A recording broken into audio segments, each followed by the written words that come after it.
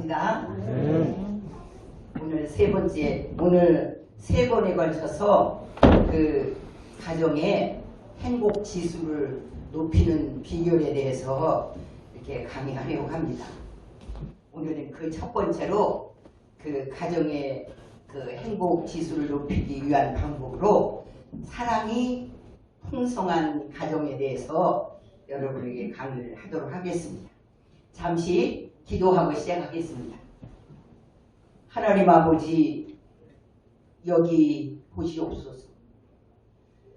하나님께서 정하여 주신 우리 들복교회 아카데미 시간에 가정의 행복지수를 높이는 비결에 대하여 강의를 들으려고 저희들이 이곳에 모였습니다.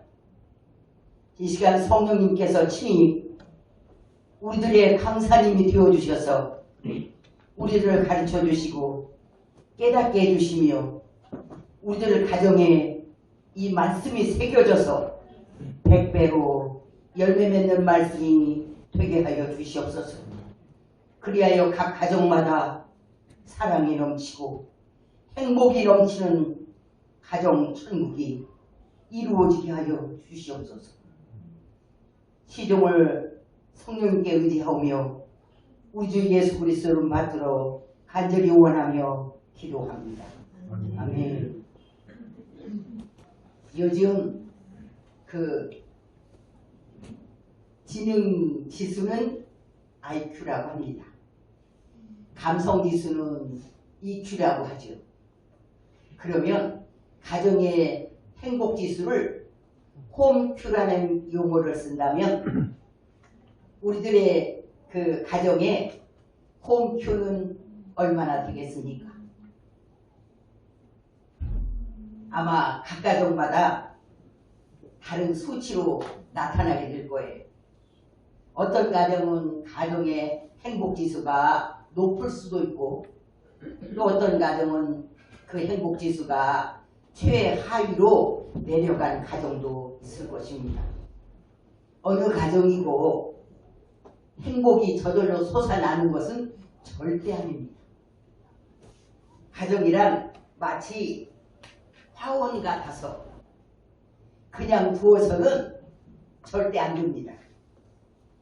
끊임없이 잡초도 뽑아주고 벌레도 잡아주고 비료도 주고 물과 햇빛도 공급해 주어야 행복의 꽃이 피고 행복의 열매가 맺히는 것입니다. 우리는 마치 아름다운 정원을 가꾸는 것 같이 행복도 가꾸어야 하며 가정의 행복 지수인 홈Q를 높여야 합니다. 그럴 때 우리 가정이 행복이 넘치는 가정을 만들 수 있습니다. 그러면 가정에서 행복 지수를 높이는 비결에 대해서 그 비결을 만약에 내가 가정의 행복 지수를 높이고 싶다. 그러면 어떻게 해야 되겠습니까? 그 제일 먼저는 가정에 진실한 사랑이 풍성할 때 가정의 행복 지수인 홈Q가 올라갑니다. 사랑이 풍성한 가정. 사랑은 가정 행복 지수의 기초고 뿌리가 되기 때문입니다. 고린도전서 13장 4절로 7절에서 보면 사랑의 본질이 무엇이고 사랑 속에는 어떤 특성이 있는가에 대해서 15가지로 성경이 우리에게 소개하고 있습니다. 먼저 사랑하면 하지 말아야 할 것이 딱 8가지입니다. 내가 누구를 사랑한다 하면 하지 말아야 할 것, 상대에게 하지 말아야 할 것, 포기하지 않습니다. 자랑하지 않습니다. 교만하지 않습니다. 무례히 행하지 않습니다. 자기 유익을 굳이 아니하고 사랑하면 성내지 않는 겁니다. 악한 것을 생각하지 않고 불의를 기뻐하지 않는다고 했습니다. 이게 사랑하는 대상에게 하지 말아야 할 행위 8가지입니다. 또 해야 할 행위가 있습니다. 7가지입니다. 사랑하면 꼭 이렇게 해야 되는 것. 오래 참음입니다. 오래 참음으로 사랑은 시작됩니다. 또 이렇게 사랑은 그 다음에 온유해야 되고 우리가 행해야 할 것 진리와 함께 기뻐하고 모든 것을 참습니다. 오래 참는 것도 있고 참는 것도 있어요. 그냥 참는 것 이건 누구나 할 수 있습니다. 조금씩 우리가 긴장하면 할 수 있어요. 그러나 오래 참는 건 아무나 할 수 없는 겁니다. 정말 사랑해야 오래 참습니다. 그 다음에 모든 것을 믿고 모든 것을 바라며 모든 것을 견디느니라. 이렇게 사랑하면 해야 할 것 7가지를 말하고 있습니다. 사랑은 오래 참음으로부터 시작해서 견디느니라로 끝나고 있어요. 해야 할 것이. 사랑은 오래 참음에 인내가 필요하고 믿음이 필요하고 헌신이 필요하고 섬김이 필요하고 희생이 필요하고 기다림이 필요하고 견딤이 필요하다는 것입니다. 참으로 사랑은 하기 힘든 겁니다. 쉽지 않아요. 요사이 수많은 가정들이 깨어지고 있습니다. 왜 그렇습니까? 참 사랑이 무엇인지 모르고 결혼 생활을 하고 있기 때문입니다.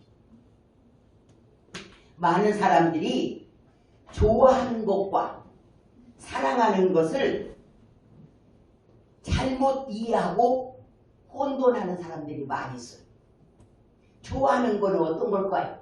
좋아하는 것은 자기 감정 문제입니다. 또 좋아하는 것은 중심이 나에게 있습니다. 그래서 내가 만약에 장미꽃을 좋아한다 하면 이렇습니다. 장미가 활짝 피고 막 아름다운 향기를 낼 때는 막 좋아합니다. 꺾어다가 화병에다 꽂고 집에서 제일 아름답고 좋은 그런 화장대나 그런 테이블 위에 딱 꽂아놓습니다. 그런데 며칠 있다가 장미가 시들지요. 화병인데 장미. 그러면 어떻게 해요? 그걸 시들었어요. 아, 시들었네. 딱 뽑아다가 어디요? 쓰레기통에다 넣습니다. 이와 같이 좋아하는 것은 그때 내 감정 문제고 중심이 내 마음에 있어요. 내가 싫으면 싫고 내가 좋으면 좋은 것. 그래서 내가 그냥 기분 나쁘면 버리는 것. 이것은 좋아하는 것입니다. 그런데 사랑하는 것은 어떤 거냐? 사랑은 감정 문제가 아니라 영적인 문제입니다. 그래서 사랑은 성경에 요한일서 4장 8절에 하나님께 속한 것이라 이렇게 말하고 있습니다. 사랑은 하나님께 속한 거예요. 이 인간의 감정 문제가 아닙니다. 그래서 그러므로 사랑은 하나님께 속한 것으로서 엄청난 가치를 갖고 있어요. 행복의 절대 요소입니다. 여러분 행복하시길 원하십니까? 절대로 사랑할 줄 알아야 합니다. 이 사랑은 행복의 절대 요소가 되기 때문에. 그런데 솔직히 말해서 이 사랑을 오래 참음과 견디는 것, 그 안에 있는 걸 행하기가 참으로 어렵습니다. 그런데 여러분 우리가 기억해야 할 것은 가치 있는 것은 언제나 고난을 지불하고 얻는다는 걸 알아야 합니다. 여러분 가치 있는 것을 그냥 공짜로 얻어요? 어려워요. 이게 행복의 절대 요소이기 때문에 쉽지 않습니다. 그러나 우리는 행복하기 위해서 이 사랑을 틀림없이 실천하고 해야 합니다. 사랑은 어떤 거냐? 영적인 것으로서 사랑은 이타중심이에요. 좋아하는 건 내 중심입니다. 그러나 사랑은 상대방, 내가 사랑하는 대상, 그 대상 중심입니다. 그래서 중심이 나에게 있지 아니하고 상대방에게 있으며 나를 내려놓고 나를 포기하고 나를 희생해서 오직 상대방의 유익을 구하고 상대방을 기쁘게 하고 상대방을 행복하게 해주는 것이 사랑입니다. 그러니까 좋아하는 것과는 우리가 좋아한다, 사랑한다. 그러면 뭐 좋아하는 것이 사랑하는 것이 한 사춘쯤 되는 걸로 생각해요. 절대 아닙니다. 완전히 다릅니다. 이건 감정 문제고 이건 영적 문제고 이건 중심이 나에게 있고 좋아하는 것은 사랑은 중심이 상대방에게 있습니다. 나는 희생하고 나는 포기하고 나는 내려놓고 어떻게 하면 저 사람을 행복하게 해줄까? 어떻게 하면 저 사람에게 잘 맞춰줄까? 어떻게 하면 저 사람을 기쁘게 해줄까? 그게 사랑이다 말입니다. 여러분 이렇게 좋아하는 것과 사랑하는 건 다릅니다. 한 남자와 한 여자가 만나서 결혼하여 참 사랑으로 가는 길은 보통 7단계를 통과합니다. 사랑해서 결혼한다. 아닙니다. 사랑하려고 결혼하는 겁니다. 결혼하기 전까지 그것은 뭐 그렇게 사랑한다고 진실한 곰삭은 성숙한 사랑이 되어갖고 결혼하는 건 아닙니다. 살면서 사랑으로 가는 거예요. 마치 두 사람이 사랑이라는 목적지를 향해 긴 여행을 떠나는 것과 비유할 수 있습니다. 그래서 결혼하기 전에 우리가 보면은 좋아하는 것을 막 착각해서 사랑인 줄 알고 그렇게 막 사랑한다고 말할 때도 있어요. 설령 사랑한다 해도 그때는 익지 않은 풋사랑입니다. 곰삭은 사랑이 아니에요. 이제 고운정, 미운정이까지도 다 포함하고 포용하고 오래 참고 바라고 기다려주고 견딤을 통과한 사랑. 이 사랑이 성숙한 사랑이고 곰삭은 사랑이고 진정한 참 사랑이 되는 것입니다. 그래서 이런 사랑을 하려고 참 사랑을 하려고 출발하는 것이 바로 결혼입니다. 남녀가 만나서 사랑으로 가는 7단계는 맨 처음은 호기심 단계입니다. 서로 호기심을 갖게 되고 그렇게 되면 만남이 이루어집니다. 두 번째 단계는 확인을 단계예요. 얼굴 표정, 눈빛 그런 행동을 통해서 사랑을 확인합니다. 그 다음 세 번째 단계는 애정 단계예요. 이제 서서히 막 불이 붙습니다. 막 시간이 지날수록 뜨거워집니다. 막 전화통에 불이 납니다. 막 밤, 낮, 새벽 할 거 없습니다. 막 전화통이 애정 단계 때는 말도 못하죠. 밤새도록 전화통이 불이 나는 거예요. 그래 그때는 상대방의 약점 이런 건 절대 아무것도 안 보입니다. 그저 오직 그냥 다 좋아. 그냥 뭐 나쁜 것도 뭐 어쩐 것도 다 마음에 듭니다. 그래서 분별이 하나도 이 애정에 불이 붙으면 마음에 애정에 불이 붙으면 나머지 아무것도 안 보입니다. 그래서 막 진행이 됩니다. 이것이 지나면 그 다음에 결혼의 단계에 들어갑니다. 그래가지고 이때 서양에서는 허니문 단계라고 해요. 꿀맛 단계라고 합니다. 우리나라는 깨가 쏟아지는 기간이라고 해요. 이제 그 결혼했을 때 초에 여러분 시골에 그 깨를 털어본 사람은 알 거예요. 베어낸 깻단을 가을볕에 잘 말립니다. 그래가지고 이제 말리면 이걸 딱 거꾸로 잡아요. 밑에다 뭐 깔고 거꾸로 잡고 막대기로 탁탁탁탁 위에서 두들기면 깨가 막 벌어져가지고 막 와르르 쏟아집니다. 예.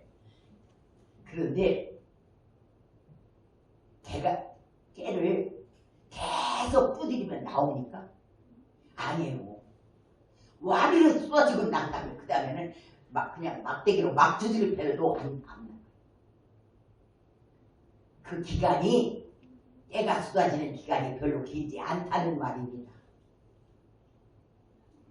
어떤 사람은 3개월, 짧게는 3개월 신혼이, 어떤 사람은 6개월, 많이 가면 1년, 더 많이 가는 사람이 맥시멈 2년입니다.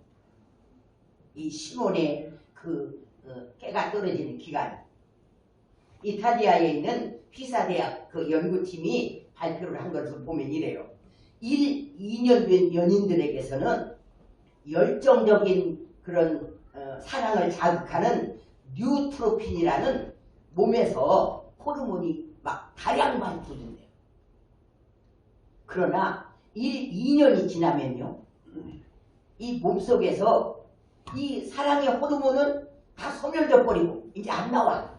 그리고 옥시토신이라는 호르몬이 나오는데, 이 옥시토신 호르몬은 모유 생산을 촉진하는 호르몬이라는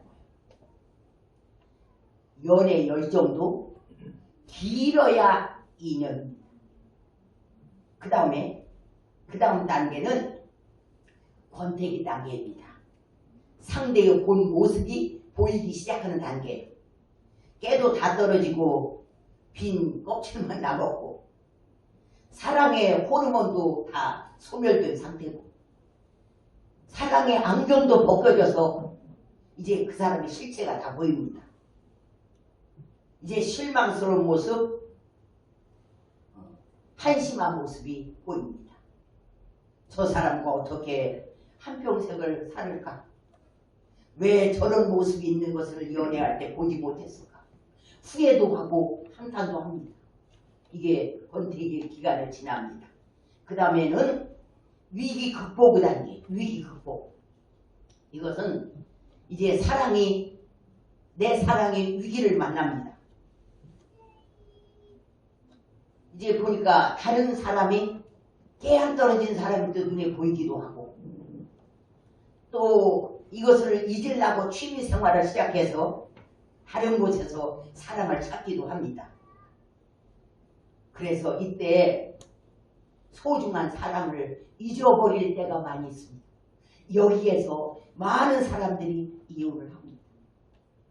내 사랑이 소나기를 맞고 파도를 타고 롤링을 하면서 거기서 떨어져서 이 기간에 이 결혼의 6번째 위기 때에 많은 사람들이 이혼하는 확률이 많이 있습니다. 그런데 이 위기를 잘 넘긴 사람은 어떻게 되냐? 결혼의 성숙 단계로 들어갑니다. 이걸 잘 이긴 사람은. 그래서 이 성숙 단계는 뭐냐? 견디는 단계예요. 견디는. 예. 오래 참고 막 견뎌내서 이 사람을 성숙시키는 거예요. 견딘다는 건 뭐예요? 상태를 잘 유지하기 위해서 그 어려움이나 괴로움을 잘 참아내는 걸 말하죠. 고린도전서 13장 7절에 사랑은 모든 것을 견디느니라. 참사랑은 그 속에 틀림없이 견딤이 있습니다. 오래 참고 견디는 것. 만약에 그것이 없다, 그건 참사랑이 아닙니다. 이 견딤을 잘 통과하려면 어떻게 해야 되냐면, 결혼 생활에서 나의 유익을 구하지 않고 언제나 상대방의 유익을 구하는 자세로 쓰면 이 견딤을 이길 수 있습니다. 견딜 수 있어요. 내 중심이 아니라 상대방의 입장과 중심에 서면 얼마든지 이 견딤의 기간을 지나갈 수 있습니다. 내 사랑을 성숙시킬 수가 있어요. 그런데 이 견딤의 기간에 나한테 잘해라. 중심이 나에게 딱 있어서 나한테 중심을 두고 이렇게 하면은 절대 못 견딥니다. 그래서 이 가정은 깨지고 맙니다. 우리가 보면은요, 막 오래 살다가 막 나이가 다 들었는데 황혼 이혼을 많이 해요. 요 근래 보세요. 황혼 이혼이 얼마나 많은가. 에이, 그냥 살지 얼마 안 남았는데 왜 이혼할까? 그렇게 우리가 생각해요. 이 견딤의 단계에서 도중하차한 사람들입니다. 예, 조금만 견디면 그 사랑을 성숙시킬 수 있는데, 그 견딤을 통과하지 못해서 그 견딜 때는 에이 나는 없고 그저 저 사람 잘 되고 저 사람 기쁘게 하고 저 사람 행복하게 해주고 거기다 목표를 세우면 거기다 딱 세우거든. 나를 포기하고 저 사람을 세워주겠다. 틀림없이 견딜 수 있습니다. 통과됩니다. 그게 아주 중요해요. 이때 오래 참고 기다려줄 줄 알아야 합니다. 느티나무 심고 3, 4년 만에 그늘을 바라는 것은 어리석은 짓이에요. 그래서 사랑도 오래 참고 기다려주고 바라며 견딤의 단계를 통과하면 즉 성숙한 사람, 그 사람의 모든 것을 용납하고 이해하고 있는 그대로를 인정하고 받아들이는 곰삭은 사람, 진실한 사람, 그 나라에 이르게 됩니다. 그래서 오래 참고 견딤을 통과한 사랑이 참 사랑이고 성경이 말하는 진실한 사랑입니다. 이 사랑을 하기 위해서 결혼한 것입니다. 결혼 초기에는 다 이런 사랑이 아닙니다. 풋사랑이고 좋아하는 것을 사랑으로 착각하기도 하고 이렇게 해서 하는 거예요. 지금 여러분은 어느 단계를 통과하고 있습니까? 만약 여러분이 지금 오래 참고 잘 견디는 과정을 통과하고 있다면 성숙의 단계로 여러분의 사랑은 지금 익어가고 있는 것입니다. 참사랑. 나는 참 오래 참고 내가 견뎌서 이 가정을 내가 안 깨고 나가고 있다. 옳은 겁니다. 오래 참고 견디며 인내하는 것이 없으면 그건 참 사랑이 아닙니다. 결혼 초기에 그 불같은 열정과 사랑이 얼마만큼 가겠습니까? 그 풋사랑은 오래가지 못합니다. 이 사랑이 성경이 말하는 참 사랑입니다. 이제 본론으로 들어가서 이건 여러분에게 좀 도움이 될까 해서 제가 사랑으로 가는 10단계를 말씀을 드렸고 결혼해서 이제 오늘 본문에서 이제 가정 행복 지수를 홈큐를 높이기 위해서 가정의 사랑이 풍성하도록 우리가 적극적으로 노력하고 사랑을 키워나가야 합니다. 가정이 행복한 것은 우리의 일생과 아주 중요합니다. 여러분이 일생을 다 살았어요. 딱 남는 건 두 가지입니다. 죽음 앞에 딱 서보면 딱 두 가지밖에 안 남아요. 한 가지는 예수를 믿었느냐, 예수 그리스도가 남습니다. 그래서 죄사함 받고 자기가 천국을 갈 수 있는 하늘나라 시민권을 쥐고 있냐, 이것은 죽음 앞에 선 자에게 가장 급박한 문제입니다. 예수. 우리가 인생 다 살아온 예수 딱 하나. 또 하나는 이 세상이라는 별에서 인간이 7, 80년, 많게는 100년 미만을 살다가는데 과연 죽음 앞에서 과연 내가 행복하게 잘 사는가? 참 후회 없는 삶이었다. 내 아내를 만나서 내가 가정을 꾸리고 정말 행복하게 살았다. 후회 없다. 예수 그리스도와 내가 이 가정 속에서 행복하게 살 것 딱 이 두 가지밖에 안 남습니다. 아무것도 가져가는 것도 없습니다. 가지고 갈 것도 없습니다. 남는 걸 이거 두 가지.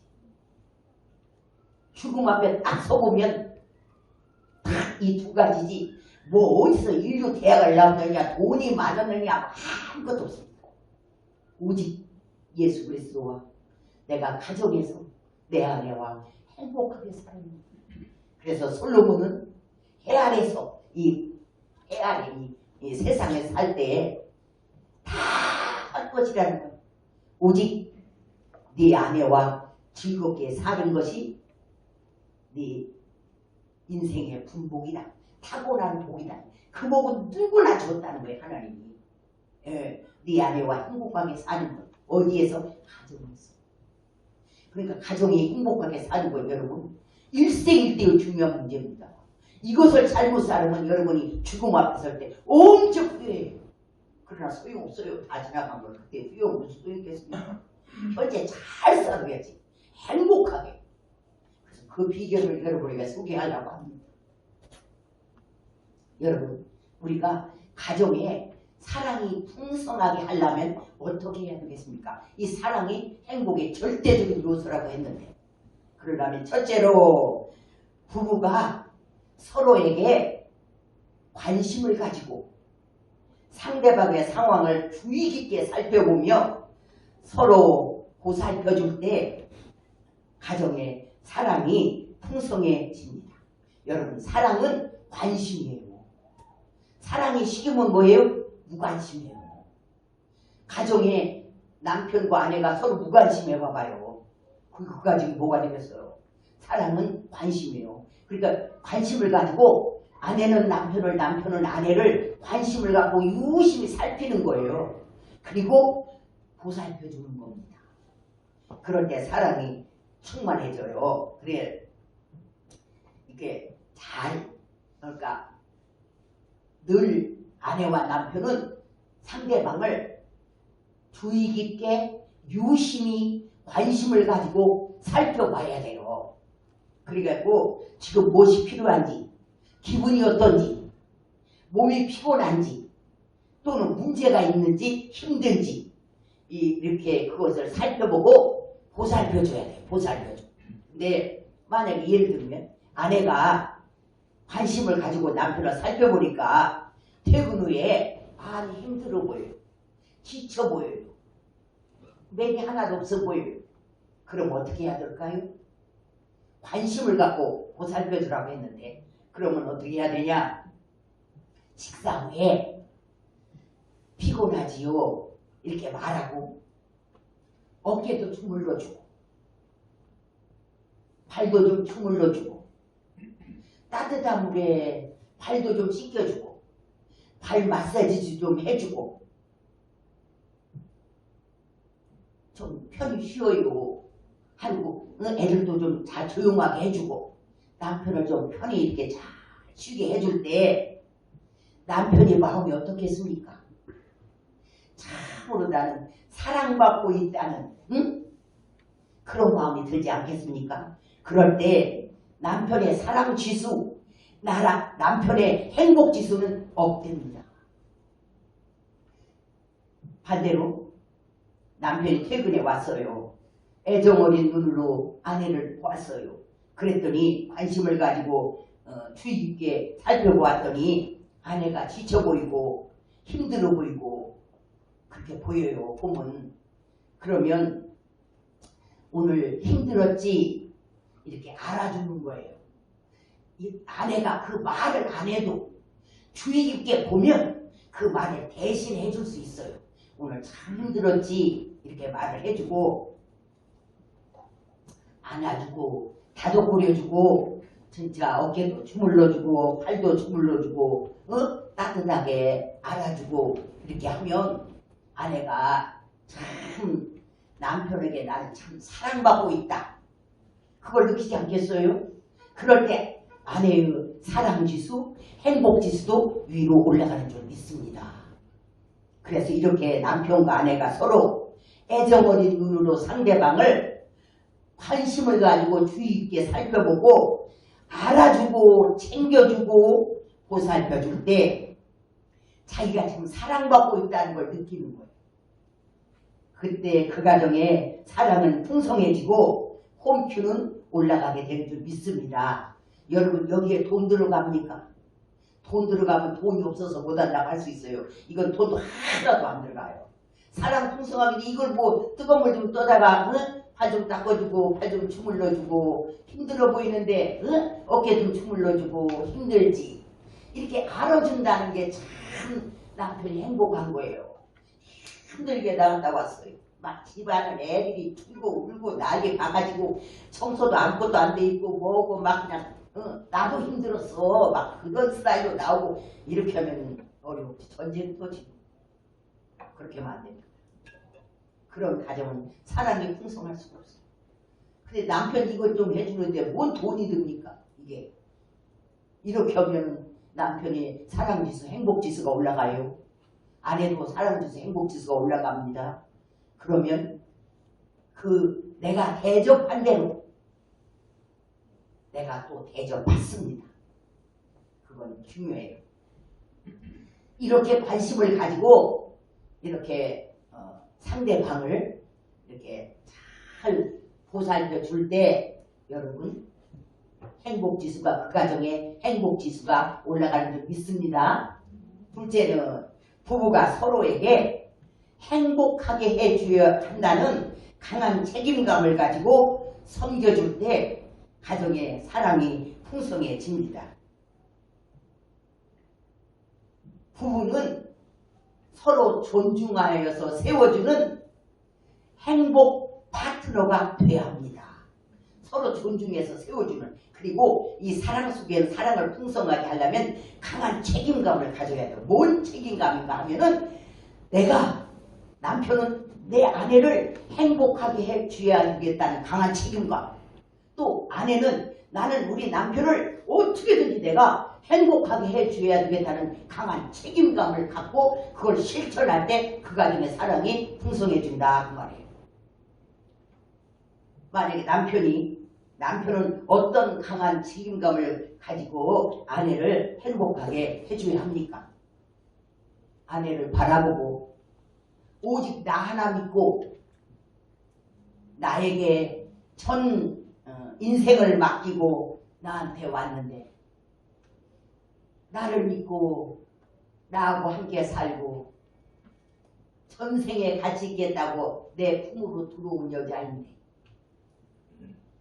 내가 어떻게 하든지 실망시키지 않고 행복하게 해줘야겠다는 강한 책임감을 가지고 예뻐해주고 사랑해주고 돌보아주고 보호해주고 필요한 것도 공급해주고 아껴주고 기쁘게 해주며 위해주고 섬길 때 그 가정이 사랑이 풍성하게 되는 줄 믿습니다.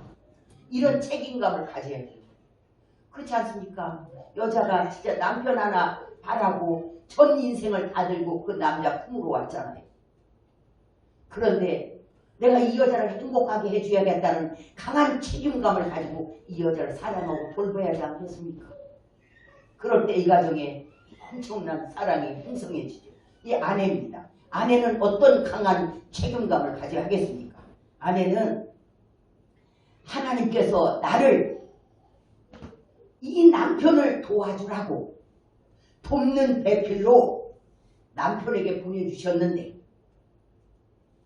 최선을 다하여서 남편의 부족한 부분을 채우고 보완하여 도와줘야지 하는 강하고 돕는 배필로서 아내의 역할을 잘 감당할 때 가정의 사랑에 꽃이 피고 가정의 행복지수는 올라가는 줄 믿습니다.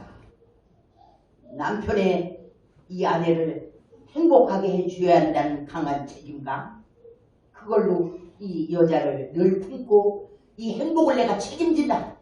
우리 아내의 행복은 내가 책임진다.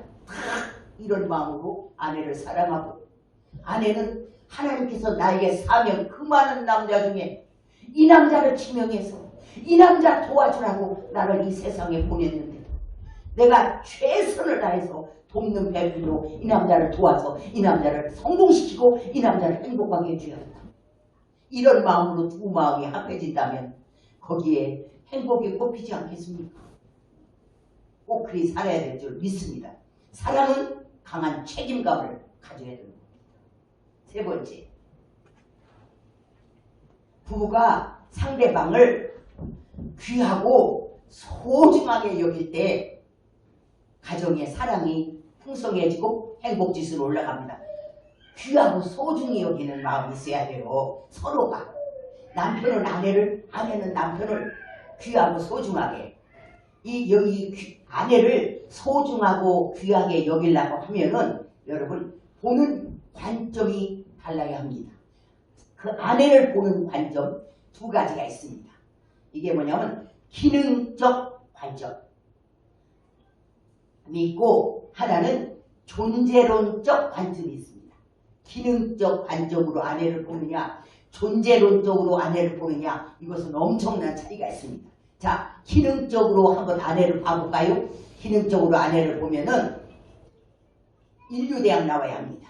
이 여자는 또 능력 있고 돈도 잘 벌어오고 외모도 막 너무 아름답고 성품도 막 좋고 음식 솜씨 최고 아이 양육도 최고 남편 말에 순종하는 것도 최고 이러할 때 내 아내는 최고요. 소중히 여기는 게 이 기능적 관점으로 아내를 보는 겁니다. 그런데 여러분 이 기능적 관점으로 아내를 바라보면 이렇게 갖춘 사람이 어디가 있겠습니까? 또 이렇게 갖춘 사람이 나 같은 사람에게 오겠습니까? 솔직히 말해서 이렇게 다 갖춰줬는데 나한테 오겠냐고요? 그건 아니죠. 그래서 이 기능적 관점은 절대로 아내를 소중히 여기는 마음이 생길 수가 없습니다. 다 거기에 미달되기 때문에. 그러면 아내를 어떻게 봐야 합니까? 존재론적 관점으로 봐요. 존재론적. 자, 존재론적 관점으로 아내를 보는 건 어떻게 보는 걸까요? 보면 이렇습니다. 상대방 아내를 하나님, 그러니까 창조주 하나님의 최고의 걸작품으로 보는 거예요. 존재론적. 이 하나, 내 아내는 하나님의 최고의 창조주 하나님의 최고의 걸작품이다. 이 세상에 단 하나밖에 없는 명품을 넘어서 최고의 걸작품이다. 이렇게 보는 거예요. 여러분 지금 72억, 73억 세계 인구를 그렇게 말합니다. 거기에서 내 아내와 똑같은 사람은 한 명도 없습니다. 72억 인구가 여러분 지문이 같은 사람이 한 명도 없어요. 한 명도 지문이 같은 사람이 없어요. 내 아내와 똑같은 사람은 절대 없습니다. 오직 유일하게 하나입니다. 그런데 얼마나 하나님이 만든 최고의 걸작품, 명품을 넘어서 걸작품이다. 창조주 하나님이 만드신 걸작품. 여러분 무시하면 안 됩니다. 참 귀하고 참으로 소중하다. 그걸 알아야 합니다. 두 번째, 예수님께서 십자가 위에서 죽기까지 사랑한 대상으로 바라보는 거예요. 예수님께서 이 사람을 위해서 십자가에 죽기까지 사랑한 그 예수님의 생명과 바꾼 너무나 귀한 존재이다. 이렇게 아내를 바라봐야 될 줄 믿습니다. 또 하나 더 나가서 하나님의 창세 전에 그때부터 하나님의 계획 속에서 하나님의 섭리 속에서 나의 유일한 남편과 아내로 짝지어준 사람, 부부로 한평생 함께 살라고 짝지어준 내 사람, 세상에 둘도 없는 단 하나밖에 없는 나의 여자, 단 한 사람, 내 사람, 내 짝으로 내 아내를 바라보는 거예요. 이렇게 존재론적으로 아내를 바라보면 얼마나 귀합니까? 세상에 남자도 많습니다. 세상에 여자도 많습니다. 그러나 내 남자, 내 여자는 오직 한 명입니다. 여러분 얼마나 귀하고 소중한 존재입니까? 이렇게 남편과 아내가 상대방을 존재론적 관점으로 가지고 바라보고 귀 여기고 소중히 여기는 마음이 바로 사랑입니다. 사랑은 상대방을 소중히 여기는 거예요. 귀하게 여기는 거예요. 여러분 가정이 존재론적 관점을 가지고 서로 귀히 여기고 소중히 여김으로 사랑의 풍성한 가정의 되기를 주의 이름으로 축원합니다. 넷째, 부부가 상대방을 깊은 이해심을 가지고 있는 그대로를 인정해주고 존중해줄 때 그 가정에 사랑이 풍성해집니다. 우리가 결혼해서 살기 시작하면은 완전히 서로 다른 두 사람이 한 지붕 아래서 살게 되었습니다. 성별이 다르죠. 우선 벌써 성별이 남녀 성별이 다르고 자라온 환경도 완전히 달라요. 여자가 자라온 환경, 남편이 자라온 환경이 완전히 다르죠. 그래서 요새 비유하기를 화성에서 온 여자, 금성에서 온 남자 이렇게 비유합니다. 자라온 환경이 완전히 달라요. 또 생각과 가치관도 남편과 아내가 다릅니다. 좋아하는 것, 싫어하는 것도 또 달라요. 욕구도 다릅니다. 사람에겐 다 욕구가 있지요. 욕구도 달라요. 한 사람은 즐거움의 욕구가 있어. 네? 남편은 즐거움의 욕구가 있어서 묻지마던 만약 100만 원이 생겼어. 아무것도 안 물을게 네 맘대로 써. 그럼 묻지마던 100만 원 생겼다 그러면 이 즐거움의 욕구는 무조건 여행이에요. 뭐 사 먹어 나가서. 가서 뭐 내가 좋아하는 거 사. 이렇게 합니다. 그런데 그러면 여자도 그렇게 똑같이 즐거움의 욕구를 갖고 있으면 되는데 여자는 아니요. 뭔 소리를 하고 있어. 저축해야지. 저축해서 집도 사고 이런 것도 해야지. 그래서 여자는 뭐냐면 생존 욕구가 강해요. 예. 그리고 환경이 어려운 가정에서 컸어. 돈이 없고 어렵게 컸어. 그러니까 거기 막 생존 욕구가 벌벌 떨어. 한 푼이라도 되면 막 저축해야지. 그래. 남편은 나가서 바람도 쐬고 먹고 이렇게 쓰자. 막 이래. 그러니 욕구도 꿀이 다 틀려. 예. 정말로. 또 성격도 달라. 한 사람은 외향형이야. 그래서 나가서 밖에 나가야 에너지를 받아. 나갔다 오면 오늘 참 너무 좋네. 살만 나네 그래요. 그런데 또 한 사람은 여기 외향형이 이 내향형은 밖에 나가면 에너지가 소진돼. 그러다 나갔다 오면 너무 피곤하네 이게. 이것도 달라. 예. 그래서 같이 나가면 좋을 텐데 그냥 언제나 찡짱 부려. 예. 저희 집도 이렇게 볼 때는 저는 나와서 이렇게 막 설교도 하고 그러니까 굉장히 외향형으로 알아요 저를. 근데 아니에요. 저는 굉장한 내향형입니다. 예. 그래서 나가는 걸 싫어해요. 그래서 집을 깨끗이 청소하고 집에 있는 게 에너지가 소진이 안 되고 편해요. 그 나가는 스케줄이 있으면 굉장히 스트레스를 받아요. 예. 근데 저희 장로님은 온순하게 이래서 내향형일 것 같은데 저분은 그냥 탁 나가야 돼요. 이번 주도 2번이나 나갔습니다. 예. 서울로. 예. 예. 막 어디 아차산 어제도 아차산에 갔다 왔어요. 예. 거기서 다 모여갖고 아차산 갔고 또 그 전에는 뭐 어디 뭐 군인 동기들하고 모여서 또 점심 먹고. 예. 그래서 저분은 나가야 삽니다. 근데 나는 집에 있어야 삽니다. 예. 이렇게 우리도 완전히 성격이 다르다 그 말이에요. 예. 그래서 제가 언제 한번 물었어요. 저희 장녀님 보고 묻지마는 내가 욕구를 테스트 해보느라고 그냥 욕구 테스트 금방 할 수 있어요. 뭐 길게 안 해도. 이 사람이 무엇을 갖기를 원하는가 욕구를 알아야 그 비율을 맞춰주지요. 그러니까 제가 묻지마든 아무것도 안 물어. 네 마음대로 써. 묻지마든 100만 원 주면 못하겠소. 1초도 안 걸려서 여행 탁 나오다.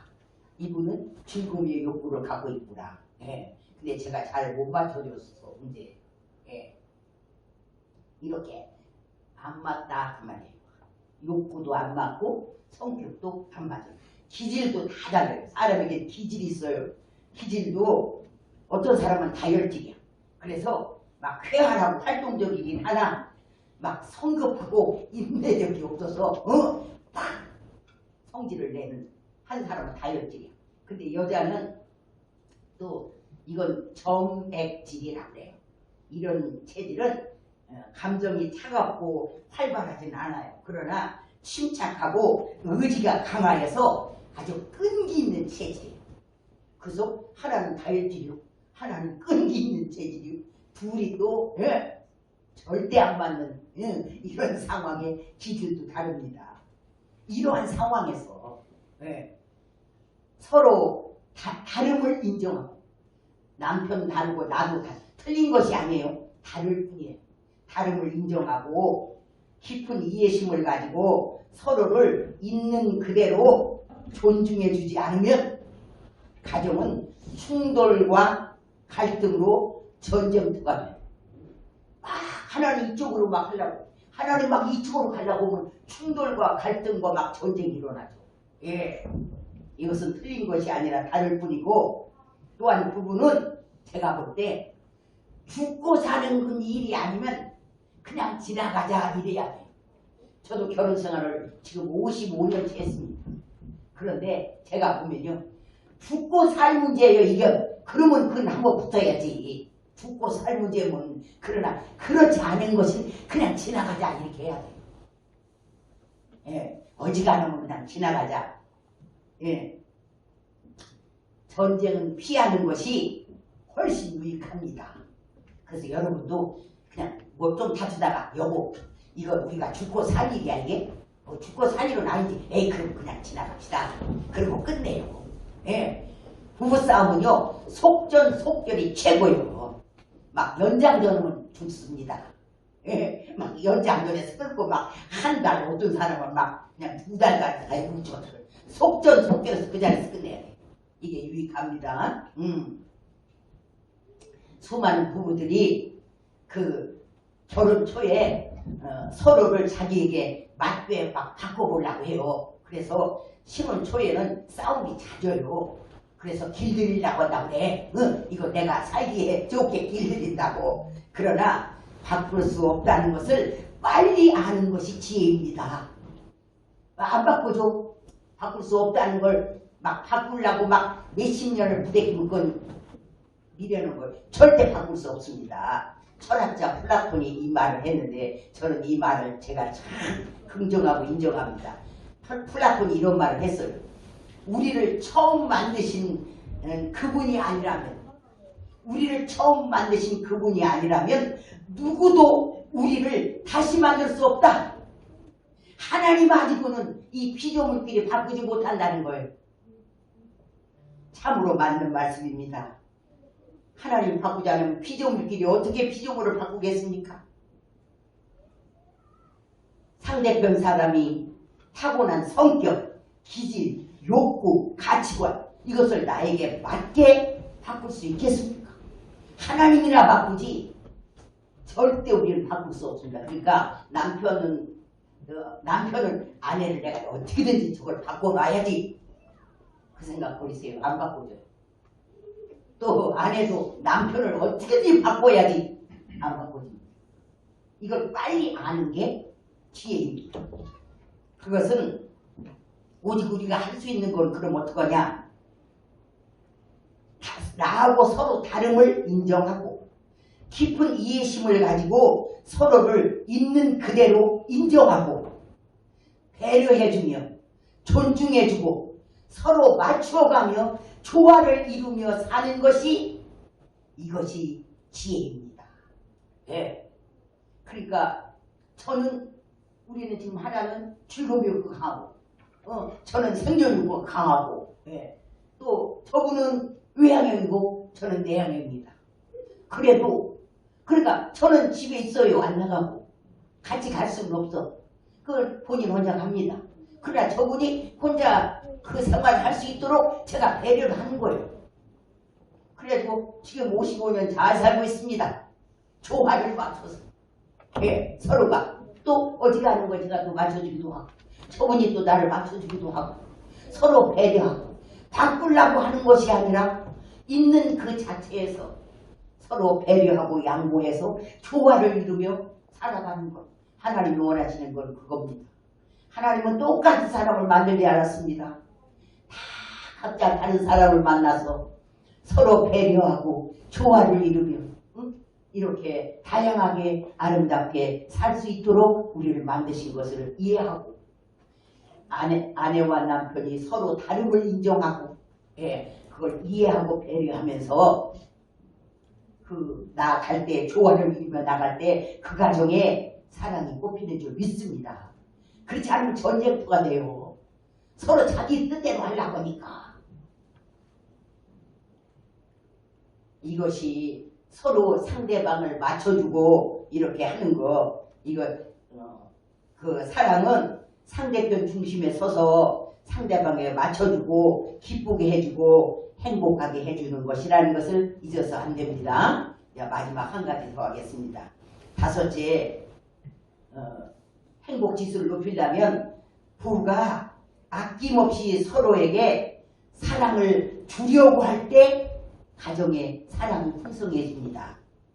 사랑은 자기의 유익을 묻지 아니하며 무엇을 바라는 것이 아니라 주는 거라고 했어요.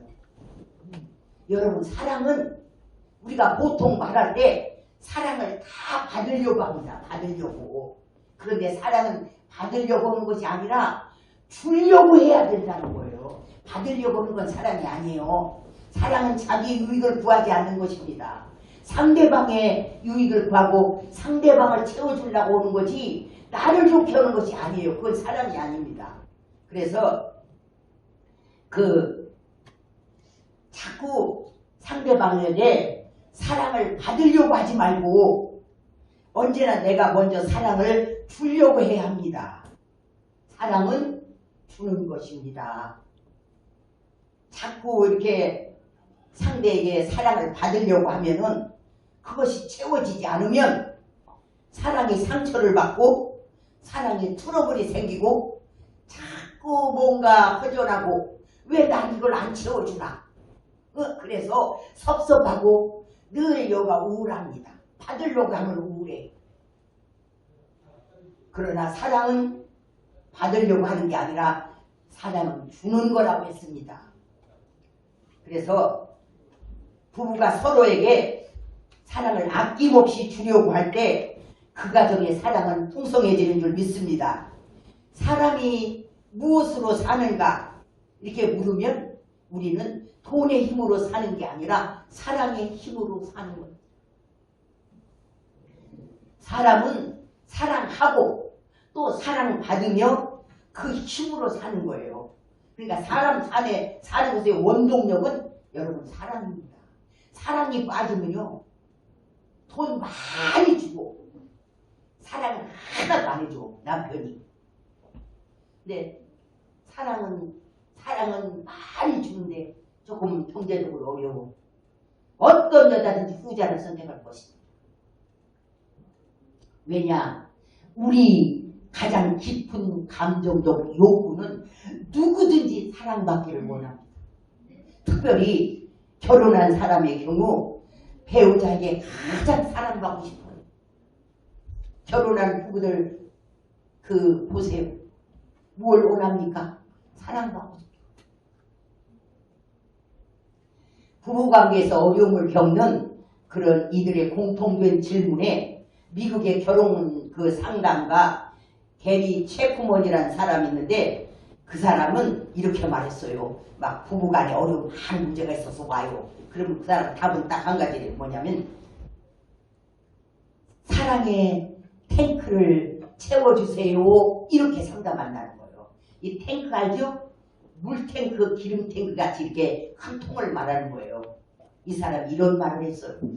나는 그런 것이 있는지 몰랐는데 이분을 통해서 아주 귀중한 것을 제가 알게 되었어요. 그래서 사람은 아는 것만큼 보인다는 말이 딱 맞아요. 그에 의하면 이런 말을 했어요. 인간의 내면에 사랑으로 채워지기를 기다리는 정서 탱크, 즉 사랑의 탱크가 있다고 하는 거예요. 누구나 이 갓난 어린아이도 누구나 인간의 내면은 정서 탱크 일종인데 사랑 탱크, 사랑을 담을 큰 탱크 통들이 다 갖고 있다는 거예요. 그래서 부부가 서로 그 상대방의 탱크를 채워주는 거예요. 사랑해서 자꾸 채워주는 거예요. 그럴 때 그 탱크에 사랑이 가득해요. 살만 나는 거예요. 얼굴이 빛나는 거예요. 얼굴에 꽃이 피는 거예요. 막, 예, 행복지수가 팍팍 올라가는 거예요. 그 우리가 사랑받아야 산다. 그렇게는 알고 있었지만 이 계립대fun을 통해서 제가 여기에 사랑 탱크를 우리가 다 갖고 있구나. 이걸 채워줘야 되겠구나. 우리 남편의 저런 사랑 탱크에 내가 저걸 채워줘야 하는 거구나. 이걸 깨닫게 됐어요. 그래서 부부가 이혼하는 집 다 보면 그 사랑 탱크가 밑바닥을 밟는, 그럼 못 사는 거예요. 그가 터득한 행복한 가정생활의 그 비밀은 사랑의 그 탱크를 채우고, 아내는 남편이 무엇을 원하는지 알고 남편의 사랑 탱크를 채워주고, 또 남편은 아내가 원하는 것이 뭔지 알아서 그 사랑 탱크를 채워줄 때 거기에 만족과 기쁨이 있고 사랑은 풍성해지고 가정의 행복지수는 올라가는 것인 줄 믿습니다. 우리가 얼마 전에 소개된 건데 이런 통계가 나왔어요. 남편이 아내에게 바라는 것, 여러분에게 조금 도움이 되리라 싶어서 제가 소개하겠습니다. 이건 통계예요. 그러니까 남편이 아내에게 바라는 것 뭐냐? 1번 존경받기를 원한대. 나를 존경해달라는 거예요. 왜냐하면 남편은 그 가정의 머리로서 누구나 남자에게는 자존감이 있습니다. 그래서 자존감은 남편의 최후의 보루예요. 그러니까 그것 좀 나 채워줘. 그런, 예, 존경받기를 원한다. 2번, 매력 있는 여자가, 아내가 매력 있는 여자가 되어주기를 원한다고 했어요. 여러분, 이쁜 여자는요 얼마 못 가요. 그 이쁜 것이 꽃도 피었다가 얼마 갑니까? 예, 얼마 못 가요. 이쁜 여자는 또 자기 아내 가지고 같이 살아보면 별것도 아니에요. 저 나무 여자였을 때 내 여자가 아니었을 때지, 내 것이 돼 보면 여러분 내 거가 뭐가 내가 갖고 있으면 그렇게 그렇잖아요. 남의 거가 커 보이지. 예. 그래서 그런데 매력 있는 여자는 어떤 여자냐 그러면은요, 상대방의 마음을 기쁘고 즐겁게 해주는 묘한 힘을 가진 여자를 매력 있는 여자를 그래요. 매력 있는 눈웃음, 이렇게, 예? 상대방을 기쁘고 즐거운 그런 매력 있는 여자가 자기 아내가 되어줬으면 좋겠대요. 그 다음에 3번째는 아내의 지극한 내조를 원한대요. 4번째는 가정을 사랑의 보금자리 편히 쉴 수 있는 안식처로 만들어줬으면 좋겠대요. 그리고 5번째는 아내로부터 칭찬, 인정, 격려, 지지 이런 걸 받고 싶대요. 그 사랑 탱크에 우리 아내들은 이것을 채워줘야 될 줄 믿습니다. 그걸 채워주세요. 아내가 남편에게 바라는 것은 남편이 자신만을 사랑한다는 것을 확인받고 싶어 한다고 해요. 그래서 남편은 사랑하는데 표현을 해줘야 될 줄 압니다. 이게 왜냐면 그걸 받고 싶다니까. 아내가 자기만을 사랑한다는 것을 늘 확인하고 싶대요. 그러니까 남편은 어떻게 내가 당신을 사랑해, 그것을 확인시켜줘야 돼요. 뭘로? 행동으로, 말로, 표정으로, 관심으로. 내가 정말 당신 사랑해, 사랑하고 있어. 이것을 표현을 해줘야 된다 그 말이에요. 그러니까 한 말도 않고 그냥 마음으로 묵묵히 아니에요. 아내가 그걸 원하는 게 아니에요. 원하는 걸 해줘야 돼요. 그걸 채워야 돼요. 사랑된 거를. 그럼 표현하세요. 남편들이요, 표현하세요. 예. 하기 어려워도 하세요. 노력하세요. 아, 가정에 행복하려고 하는데 뭘 못하겠어요. 돈도 안 드는데. 응? 이렇게 말로도 그거 뭐 안아주고 따주고 이게 돈 듭니까? 응? 그리고 나 당신 정말 내가 생각하기에 나 결혼 잘했어. 내가 참 내 인생의 핑계는 당신이야. 아, 이렇게 말 좀 한번 해주면 얼마나 좋겠어요. 돈도 안 들잖아요. 예. 그렇게 자꾸 노력해야 돼요. 아이, 난 그런 말 간지러워서 못해. 아니, 해야 합니다. 왜? 내 안에 사랑 태거에 그게 채워져서 그게 채워지면 왜 못하겠습니까? 그 다음에 남편의 대화 상대가 남편이 대화 상대가 되어주기를 원한다고 했어요. 집에 들어오면 피곤했으니까 집에 들어오면 그냥 씻고 그냥 눕고 그렇게 해서 그날이 계속되면 남편하고 대화가 안 되는 거예요. 근데 여자는 남편하고 대화하고 이렇게 소통하고 싶어 한다 그 말이에요. 예? 여러분 부부 대화가 없는 가정, 응? 말만 하면 싸우는 가정 있어. 그러니까 우리는 말하지 말아야 돼. 이런 집도 있어요. 그런데 이 부부의 대화가 가정의 혈액순환과 같아요. 부부 대화가 없는 집은요, 예, 혈액순환이 안 되는 집이야. 그러니까 가정생활이 마비되는 거예요.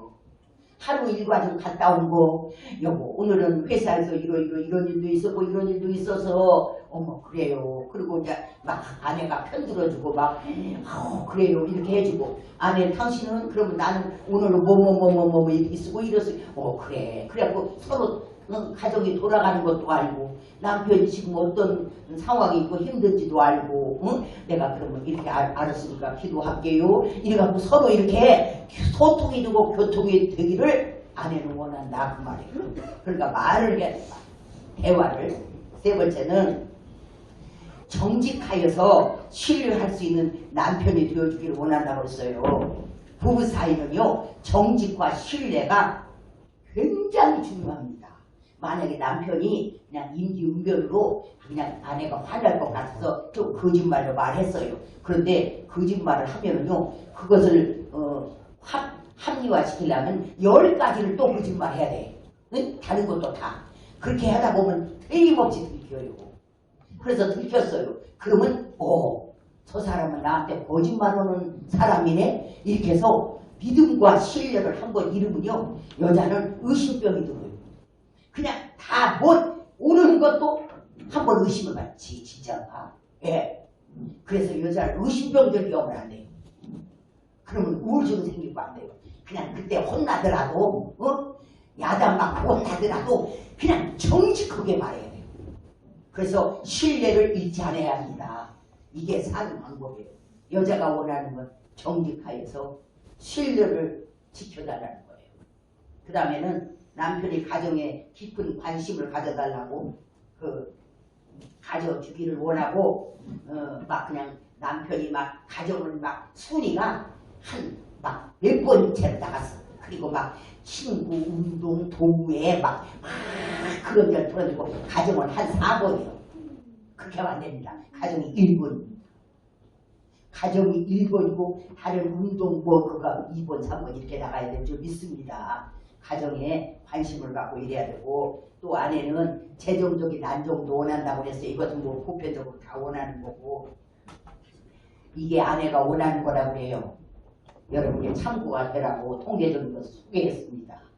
우리는 상대방을 볼 때 그냥 간단하게 보지 말고 저 사람 속에 사랑의 탱크가 있다는 것을 알고 그리고 내가 저 탱크를 채워줘야 한다는 강한 책임감을 가지고 그 상대를 바라보고 또 채워줘야 될 줄 믿습니다.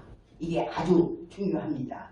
그러므로 무엇을 받으려고 하지 말고 내가 무엇을 줄까를 생각하시기 바랍니다. 여러분의 모든 가정에 주는 사랑으로 행복이 넘치는 그런 기쁨의 동상 가정천국 여러분 모두가 행복의 주인공이 되기를 주의 이름으로 축원합니다. 말씀을 정리해 보겠습니다. 어떻게 하면 우리 가정의 행복지수 홈큐를 높일 수 있겠습니까? 첫째, 우리가 사랑이 풍성할 때 가정의 행복지수를 높일 수 있는데 사랑을 풍성하기 위해서 첫째는 부부가 서로에게 관심을 가지고 상대방의 상황을 주의 깊게 살펴보며 서로 보살펴줄 때, 관심 갖고 보살펴줄 때 사랑이 풍성하게 됩니다.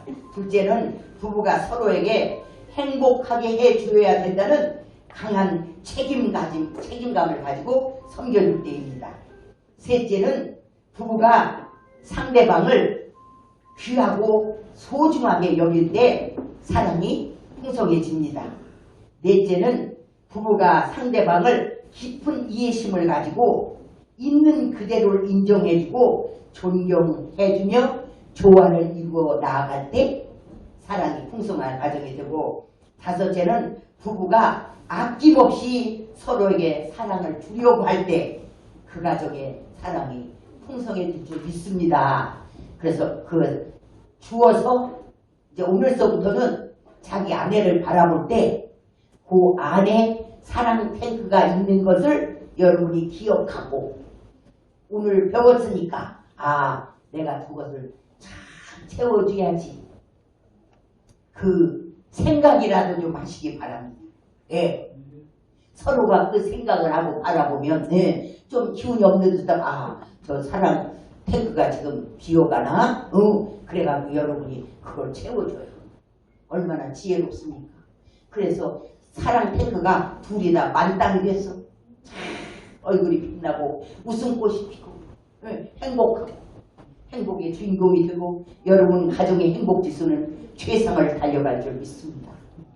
여러분 가정들이 다 일이 될 것을 주의 이름으로 축복합니다. 기도하겠습니다.